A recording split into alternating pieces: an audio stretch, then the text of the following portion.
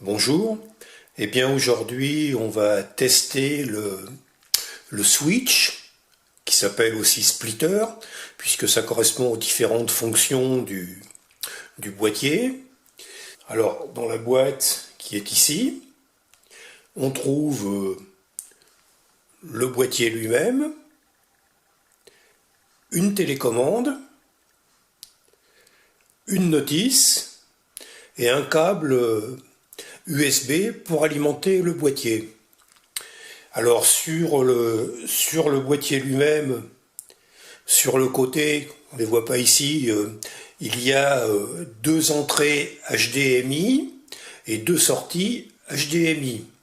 Pour l'alimentation du boîtier, il faut une alimentation 5 volts. Alors, cette alimentation 5 volts, elle peut provenir d'un port USB, par exemple d'un PC, ou alors d'un bloc d'alimentation, comme il y en a pour téléphone et autres. Donc là, j'ai mis le boîtier je l'ai surélevé pour qu'on voit mieux la face avant. Alors donc, ici, c'est le bouton poussoir qui a la même fonction que la télécommande. Il y a deux groupes de voyants, un qui correspond aux entrées et l'autre qui correspond aux sorties, qui vont indiquer quelle est l'entrée et la sortie active. Par exemple, je vais commuter.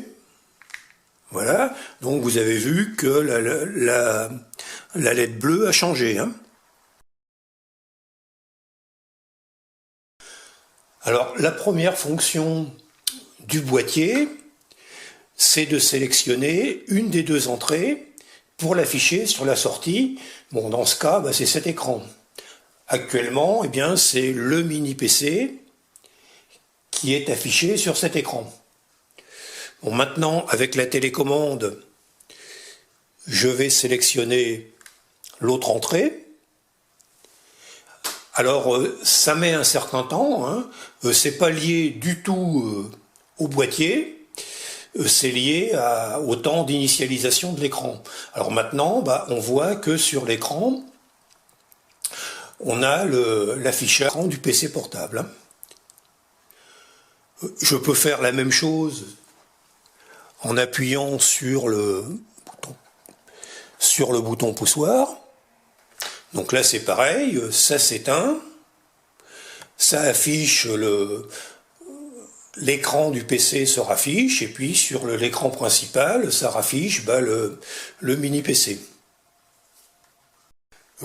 La deuxième fonction du boîtier, c'est de pouvoir dupliquer un affichage. Et donc comme ici c'est le PC portable qui est affiché sur l'écran, si j'avais un deuxième écran avec une entrée HDMI, en branchant un câble ici, sur la deuxième sortie, on aurait un affichage identique.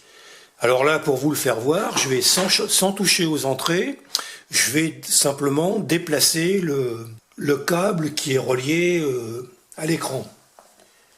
Il faut aller assez vite. Voilà. Donc c'est pareil, il faut un certain temps. Mais là, ça a bien marché. Donc on voit qu'on a le même affichage sur les deux sorties. Et donc, c'est une fonction qui est intéressante. Bon, donc au cours des tests, je n'ai pas trouvé d'anomalie de fonctionnement.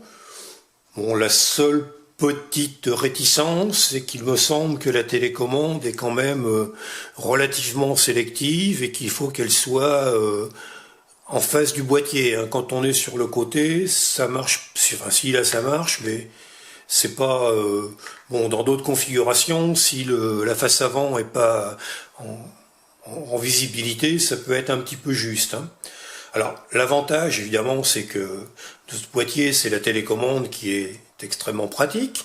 L'avantage, c'est également la duplication de l'entrée, parce que tous les boîtiers ne le font pas. Bon, écoutez, je vous remercie d'avoir regardé ce petit clip, et j'espère que pour les moins familiers de la technologie, maintenant, vous avez une idée précise de ce que vous pouvez en attendre et donc de savoir si ça correspond à vos besoins. Au revoir.